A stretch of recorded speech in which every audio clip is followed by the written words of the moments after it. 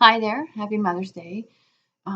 Wherever you are in the world, no matter what day it is, thank you for what you do for our children. And whether you actually have given birth to children, have adopted children, or just your influence in the world is affecting our children. So yeah, thanks for that. My name is Tammy, and I am also the scribe for Circe. That's the reason why I've started this playlist for Circe. I scribe for her on All in the Pantheon. It's been an evolution, if you will.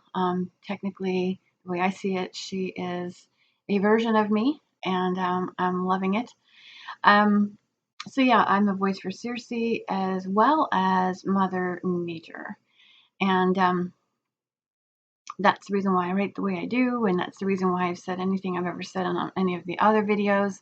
If you're new to my channel, please go check those out. I'm not going to tell you, you can kind of get a feel for who I am. You can also visit centeredessence.com. That link is in the box below regarding who I am and how I came to talking about or sharing Mother Nature's secrets, scribing for her as well.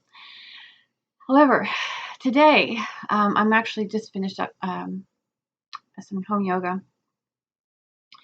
And I've been thinking about doing a video on this topic for a while. And now that I've just finished this yoga, I thought, well, I'm going to jump on it right now while it's fresh.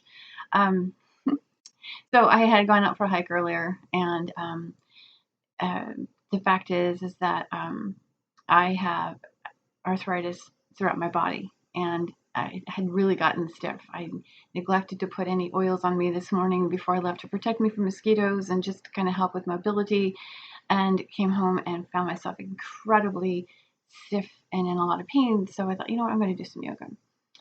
Yet the whole point of this is really learning how to navigate life with discomfort, through discomfort. And I'm not just talking about physical discomfort. So when I use the word discomfort, I'm talking about physical and emotional discomfort and mental. The way I see it, emotional discomfort turns into mental pain. We can have mental discomfort as well, but from what I can discern, and I could be mistaken, and other people may have opinions about this, but our thoughts really follow the emotions. Okay, our mind begins to label those emotions and what they may or may not be about. And so that's why I kind of just limited this to physical and emotional discomfort. Um, it's interesting because as I got started with the yoga session, I've noticed myself, and again, I know I'm talking for myself. I can't speak for anybody else, but I'm beginning to see the value to discomfort. And what I mean by that is emotional discomfort has everything to do with our shadow self, that part of us that we don't necessarily want to share. And what I've noticed, for myself, is that whenever I start to feel, historically, whenever I felt uncomfortable, my MO was either to move on to something next thing, or retreat and just stop doing it altogether, like just quit because I didn't want to feel it. And that could be physically and even emotionally. I think that's a large portion as to why, especially with this pandemic, if you're watching this way in the future, I'm sure you remember we had a viral pandemic. And what I have come to see is the level of discomfort that people are sitting in, the the shadow self that has arisen, has revealed, the concerns that we have. I hear it in broadcast. We need to get back to work right now.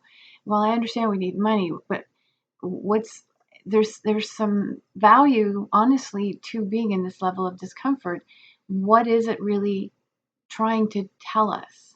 Okay, when I work with people physically, meaning with physical conditions, um, one of the biggest hurdles we have to overcome is the difference, the vast difference between allopathic treatment and natural treatment. Okay, now before I go any further, I just want to highlight the fact that natural does not mean that, that's not how I want to say that.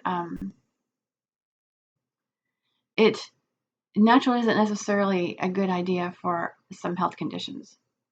And I've talked about that in other videos. And what I mean by that is if the condition has gotten to be progressively worse, like in my case with arthritis, my options are pain medicine, right? Muscle relaxers possibly, but I prefer to use the oils.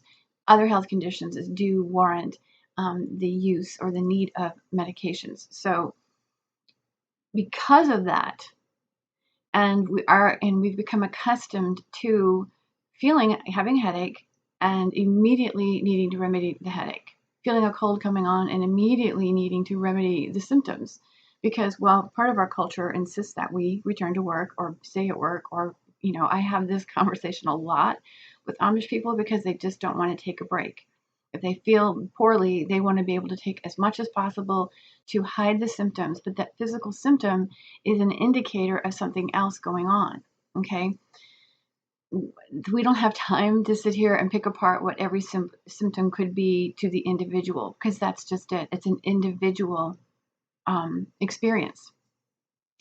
So, but the development of allopathic treatment, conventional medicine, has essentially trained us that if we have an ailment of any kind, any level of physical discomfort, emotional discomfort, or mental pain, there's a remedy to quiet that. Okay. Whereas if you go about the natural way, if you start to add in things like oils, it takes longer. And it's taking longer because the body's having to undo the influence of the environment. And although it may not be an immediate result, the results are happening, but we just have to have patience. And I know for a fact that many people don't want to wait. They want it now. And there's every excuse in the world as to why it has to happen now. And we've applied this kind of thinking to emotional discomfort and mental pain. So when I was doing the yoga, and even towards the end, I did all the stretching out that I could, but it's still, I've got a pretty good spasm going on, I think, and I think it's a spasm, but it's in my right quad. No, my hamstring, my right hamstring, and to the degree where I couldn't even. It was uncomfortable to fold over, to bend over, to sit down and do a forward fold. Any of that was, it was pulling, and I could feel the discomfort. And so in my mind, I thought, you know what, I'm just going to skip this. Just not going to do it. It hurts. I'm just not going to do it. And it dawned on me that's why I'm sitting here right now, because I can have an idea that I want to do something, and then all of a sudden I can sense that it's going to be uncomfortable, and I will back away. That is not obviously conducive to healthy living, regardless of what kind of, regardless of what we're talking about in the way of health. Health is functional. That's a dysfunctional way of living life. And so I actually allowed myself to go into every posture. For as uncomfortable as it was, I just didn't go as deep. So I just applied myself to the degree where I could still feel benefit, and I knew I was getting benefit just for the mere fact of going through it. But I didn't push myself, and I didn't hurry through a posture either, because that's the other thing I can do. When I feel emotionally uncomfortable, I want to hurry, and get onto what's next, as opposed to being with what's happening right now and learning about myself. Now, some people may go, well, that's just absolutely useless. I don't have time for that. Well, okay, that's fine. That's your decision. But what I can tell you is that for me, it's not helping me accomplish what I want to accomplish. It's become a crutch. It's a very, it's a strong muscle in navigating life, coming up with the excuses because of the discomfort, and then finding what's comfortable. This is the reason why we hear all the time, life doesn't happen in the comfort zone.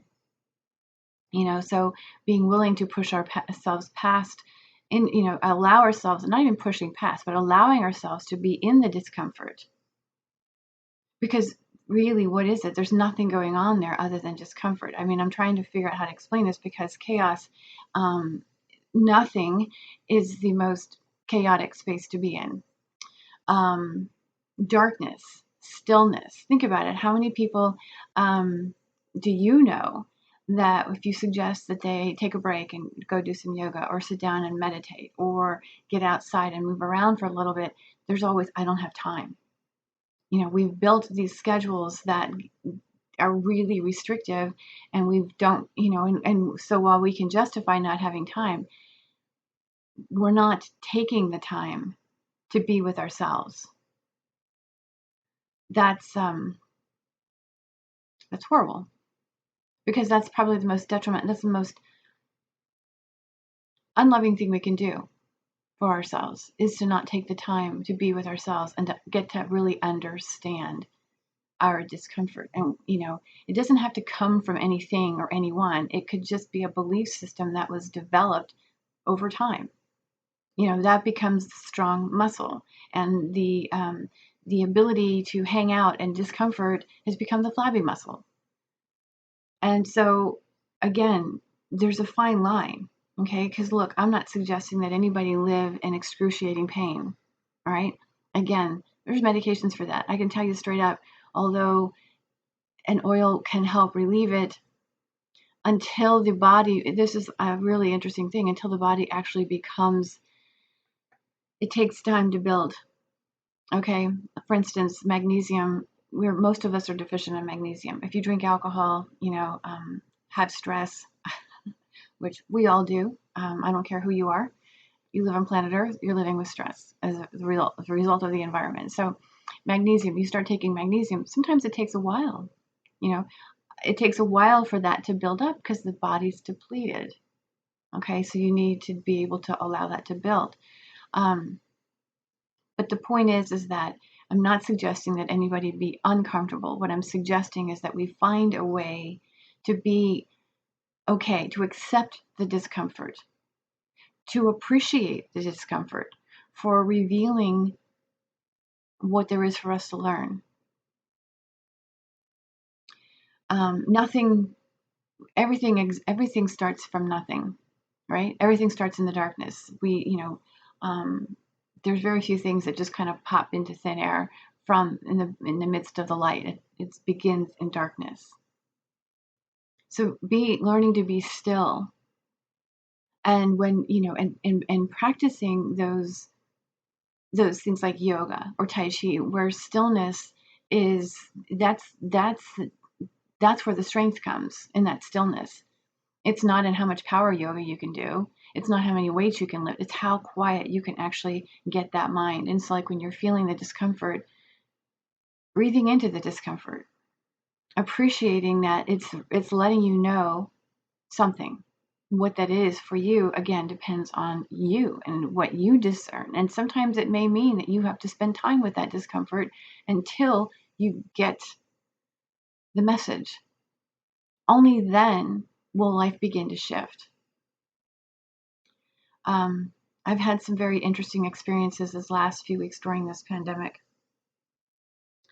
And I've had to come to terms with with all of the emotions. I mean, and the funny thing is, if you look at, and this is why I'm sharing this now, because really none of us have anywhere to run.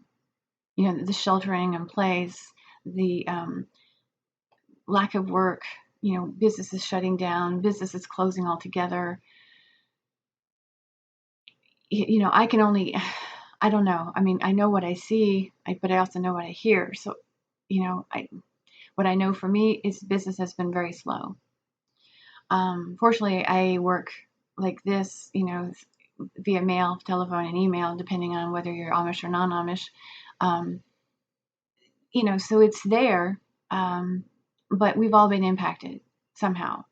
And whether, what's true and what's not true, I have no idea. But what I can say is that for everyone that I know that's been sheltering in place, it's very tough, because we are now alone with ourselves. Maybe we have other people, but now other people being around us, it's not that they're intentionally a trigger, but they will trigger. There is that they are a mirror of us in some way.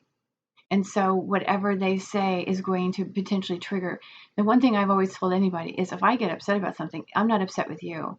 It has everything to do with me, what it represents about me. Whatever happened with you is whatever that interaction represents to me and the emotions that arise from that, that's all about me. Sorry, I don't mean to sound arrogant, but the fact is you really don't have that much power over me other than, yes, you showed up and you triggered me somehow. It's that simple. And for that, I'm grateful because otherwise, without you, I wouldn't have learned about myself. And I wouldn't have gotten to know myself and I wouldn't have learned how to love myself. Even more so, I wouldn't have learned how to be as gentle with myself as I needed. So that difficult interaction really introduces us to a great deal of potential. So again, with all of this sheltering in place and the people that I know that have been at home, it is, and you can see with the celebrities, there's a lot happening to people. And we can't go anywhere. We are being forced in many respects to face ourselves. What a beautiful time to begin to make peace and find peace in that discomfort. Find peace in the discomfort and allow that discomfort to be to fuel your new normal. That's what this is. It's like, can we find our new normal in this discomfort? That's where things are born, from chaos. Again, nothing. When nothing is going on, that's the most chaotic state. And everything is born from chaos because everything has to realign and then it's generated. So there you have it. I appreciate you watching. Stay tuned for more Circe. I'm actually getting ready to upload a really sweet video that I did today of a woodpecker because one of my next posts is involving a woodpecker. So check it out. You guys take care. And again, happy Mother's Day.